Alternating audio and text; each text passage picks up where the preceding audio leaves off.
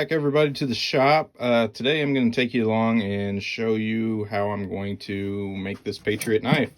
So, as a lot of you may have seen and know, I have a whole stack of these Patriots already cut, hardened, so they're just ready to go, ready to be finished ground and put the handles on. What I did was, I knew this was going to be a series of knives that I was going to make a lot of, so I had a company here local to me take my CAD design, and they were able to take a giant sheet of 1074 steel and laser cut these all out. Then I sent them off to a hardener, had them all hardened, so they're all hardened, they're good to go. So that really eliminates a lot of time that it takes me to get them to the customer in the end. So half of the process is already basically done ahead of time, and I'll just recoup my costs at the end.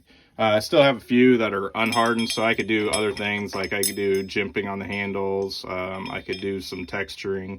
It's just a little bit harder, it wears out some of the equipment doing it that way. So this one, for a customer, this is just one that I'm going to make. I have some materials I think is going to look good with it. I've got some of this micarta that I bought a while back. It's just denim micarta, kind of a grayish, bluish gray. I think I'm going to put a green liner with it. Then I've got some right here. This is some carbon fiber thong tube, so that'll be in the back end there. And I haven't decided yet. I might just do the solid carbon fiber for the pins, or I may put this lime green that I have for those. I haven't decided yet. Once we get to that point, we'll decide if we're going to go with the green or we're going to go with the black from the carbon fiber. All right, so one of the first things before we get this all in the jig is we want to find, well, not find our center line, but we want to find where we're going to grind to. So I like to leave about just 0.02. That gives me enough to get my final secondary bevel in there. So the way I do it is I'll take some of this Dykem layout fluid, we'll coat that. It's pretty fast drying.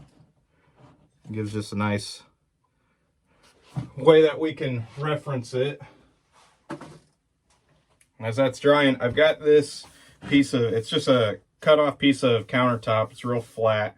It's not machinist flat, but it's flat enough for what we're doing here. We don't need to be deadly precise, but as close as we can get. So then I've got this here, and I've got it already set to, we're at 0.085, and that's going to give us, we'll mark it on both sides, and that'll give us just enough that we can stop at, and we'll be able to get our secondary bevel in there. So basically all it does is just gives a visual reference of where we're going to stop. So we'll lay this down, and we just run this along, and it's just going to score a line in there. Flip it over.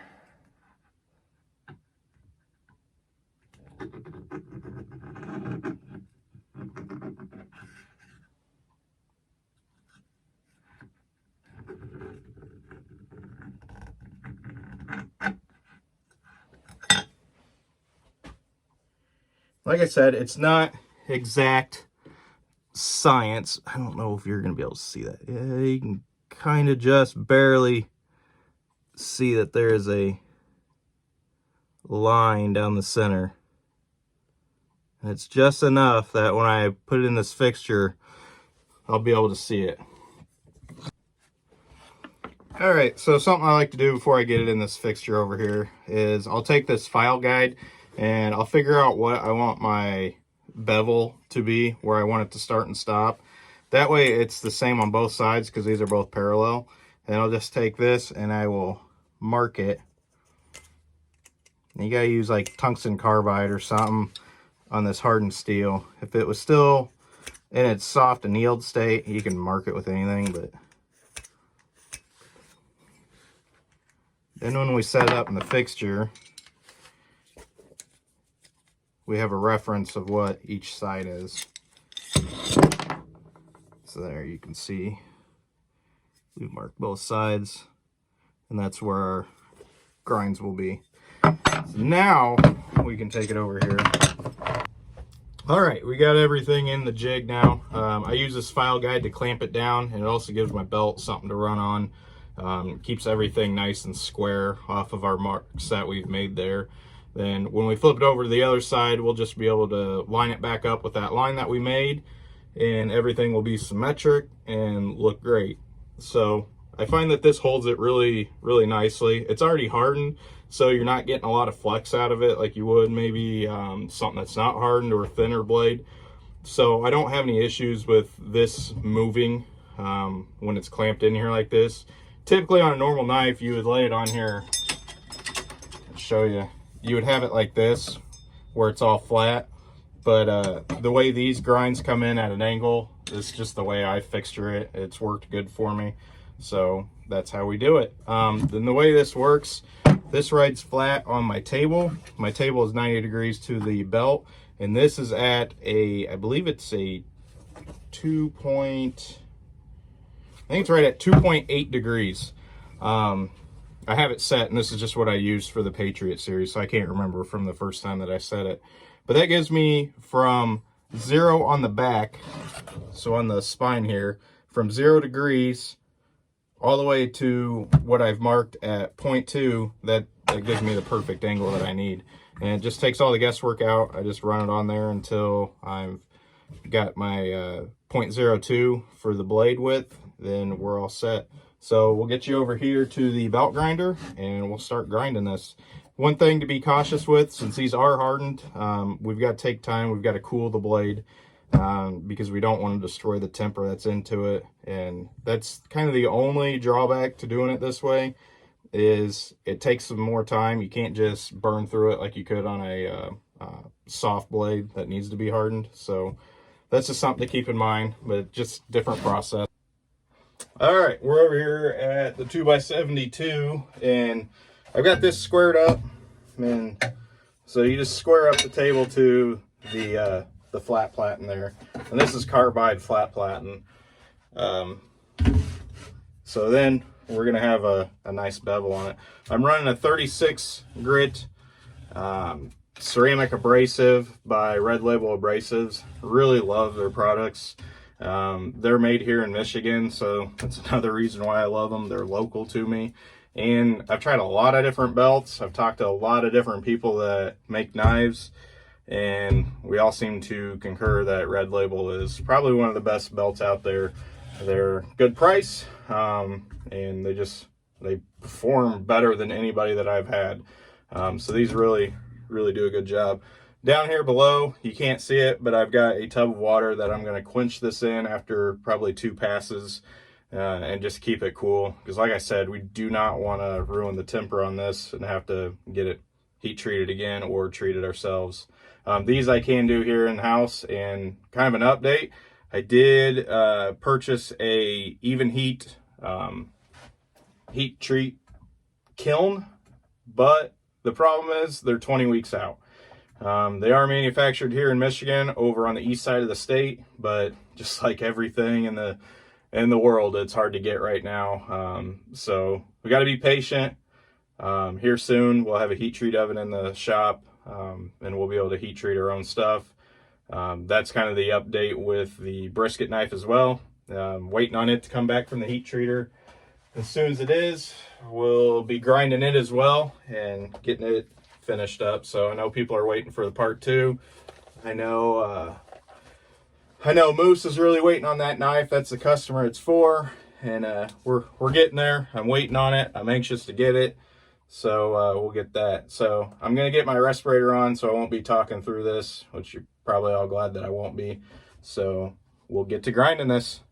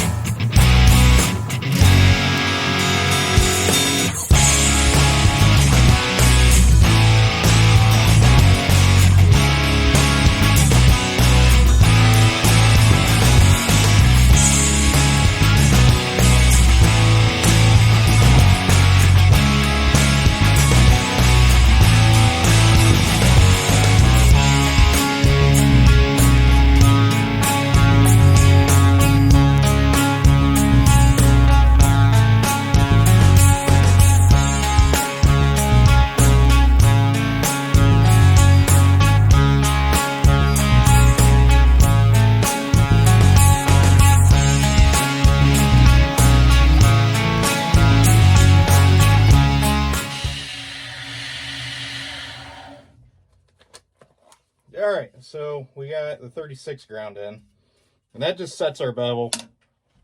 Now, before we take it apart and we switch it over, I'll just run through the other grits real quick. I think, what are we gonna do for finish on this?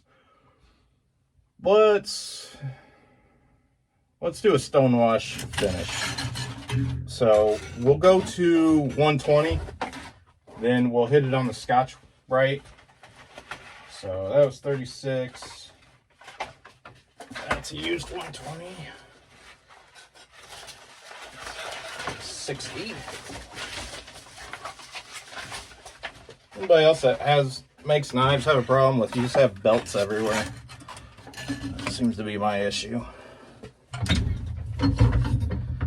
It's hard to let go of belts. You think, it's still got some life in it, and really it doesn't. So we'll do 60 grit. This is 60 grit ceramic belt, the same red label abrasives. Then we'll do 120. Then we'll go over to the medium Scotch-Brite, and we'll put a little bit of oil on it, and that'll give a good finish to it. Then it will go, we'll flip it over, we'll do the other side, then we can do the stonewash.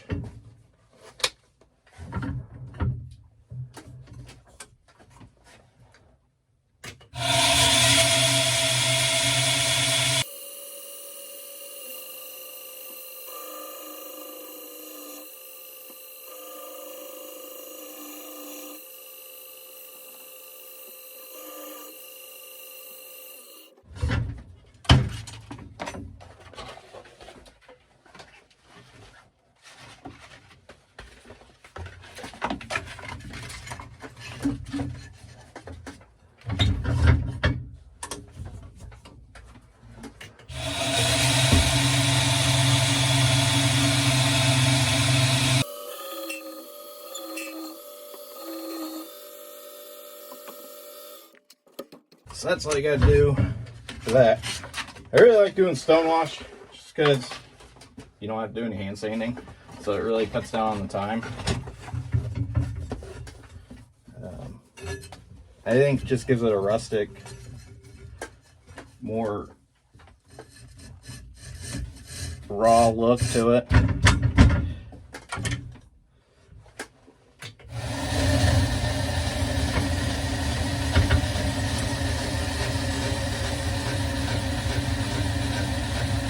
Spray the belt down with some ballistol.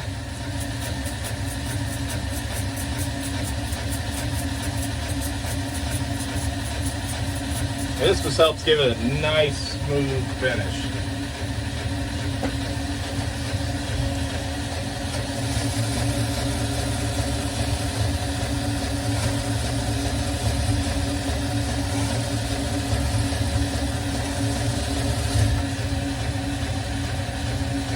That's awesome.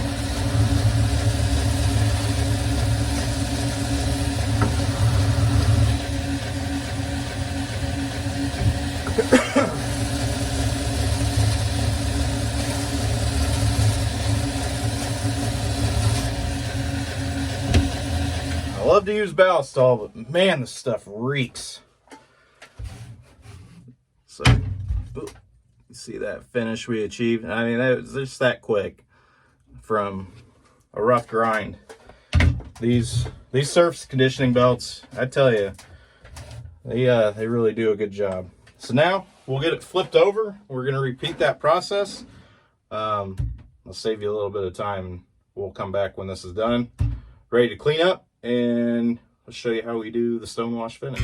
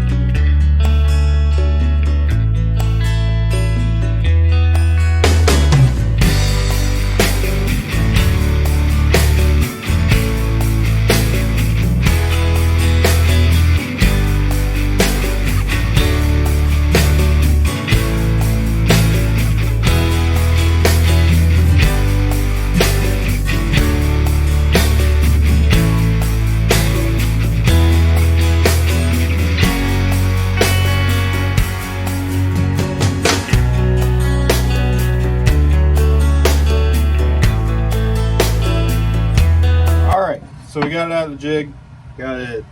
I went ahead and I polished up that side with the Scotch-Brite because that's going to be seen. Kind of a mock-up of where the handle goes. Not that one. So that right there will be visible. So to do the stone wash, we want to make sure whatever that finish is what it's going to be before we do the stone wash etch on it. Not really worried about the spine or any of this here, because that's all going to get sanded and ground when we made up the handles. So we want to clean it really good with some acetone, since we did use oil on that Scotch-Brite. We want to get rid of any contaminants that are on there.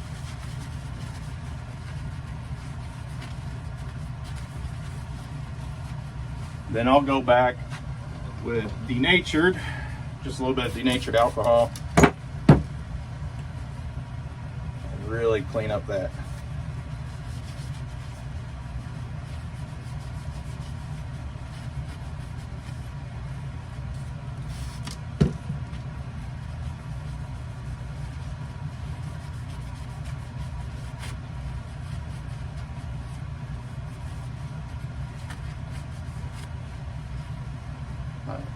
So you can see, really clean, looking really nice.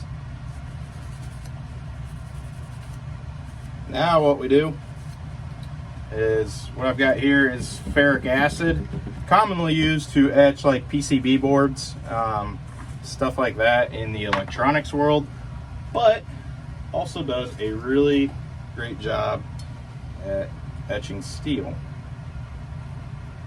primarily high carbon steels. So what I'll do here is I'll tie a couple rubber bands to it so that I can get it out of the acid.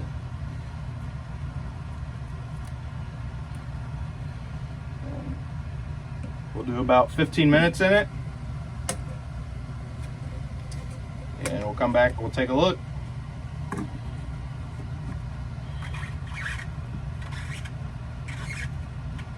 So I'll set a timer for 15 minutes. We'll come back, we'll take a look at it, we'll wash off the remaining acid on it, kind of neutralize it, then we'll put it into the rock tumbler. So we'll see you in 15 minutes. All right, welcome back. It's been 15 minutes that it's been in the ferric acid. I should have noted this before. Ferric acid isn't the worst stuff you can work with, but it's still an acid. It etches metal, eats away metal. So some gloves. I should have had them on in the beginning. I wear an apron, so that's protecting my clothing, so it doesn't get on there and stain it, and I have glasses on, so I don't get splashed. But as you can see, this is what it looks like as it comes out. So it's got a nice black hue to it now. So what we're going to do, I'm going to take this over to the sink. We'll get it rinsed off so that acid is neutralized. So we don't want it to keep etching. That's going to start corroding the blade. So I'll go get this washed up and I'll see you back. All right, we're all washed up. We got it neutralized, and it's pretty rough look after that. It's kind of dull. So what we'll do once we get this in the rock tumbler is we saturate it with oil, let it sit overnight, and that kind of soaks into the metal and brings some of that luster back, because right now, like you see it's pretty dull gray. But got my rock tumbler down here, we just throw it in there. We've got small media and large media with a little bit of water and just Dawn dish soap just to help it out. But we'll do this for about 15 minutes, and we'll see you guys back here.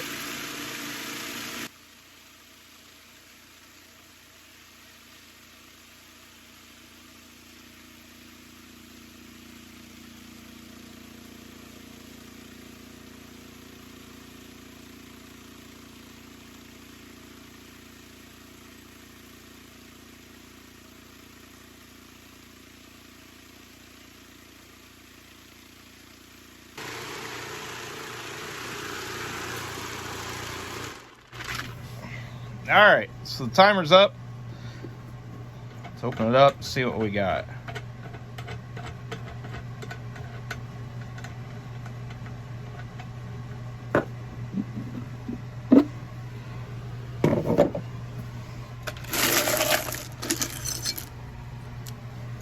Alright. I just love how these turn out. So you can still see some of that rough grinding marks from the belt grinder. It's just a nice rustic look and a weathered stone wash finish on there. Looks really nice. So what we'll do now with this, while we're waiting for the epoxy to set on the handle scales from earlier, is I will dry this off, then I will coat it down with some ballistol oil, let it sit overnight, and that just kind of helps set that stone wash finish in there. I've done it both ways. I've done it without soaking it in oil. It just seems to get a better result, better overall finish when you do coat it with oil and let it sit. That's true also for when you do cold bluing. So it's kind of a similar process. Actually, not really. A totally different process. Cold bluing is, it gives you kind of the same look, kind of that dark gray, sometimes blue, depending on the steel. But you want to soak that in oil too at the very end, and that helps set it, and you retain that color. But I'm really happy with how that turned out. Just really nice, and that was just 10 minutes in there. So it's 15 minutes in the acid and 10 minutes in the tumbler. So tomorrow we'll get some handle scales fitted up on it. Then I don't know, we might do a Kydex sheath for it. We'll see if you guys want to come along for that as well. So this will do it for this part one. Tomorrow we'll do a part two for it. So let me know in the comments, do you guys want to see a Kydex sheath, or do you want to see a leather sheath? So whoever votes the most on it is what we're going to go with. I don't know if I'm going to keep this knife or sell it, so let's see. If we get somebody that's interested in it, then obviously we're going to sell it, but just one I thought I'd do today. So put some comments down there. Kydex, leather, what do you want to see? Hit the like button for me, subscribe if you could, and we'll see you tomorrow.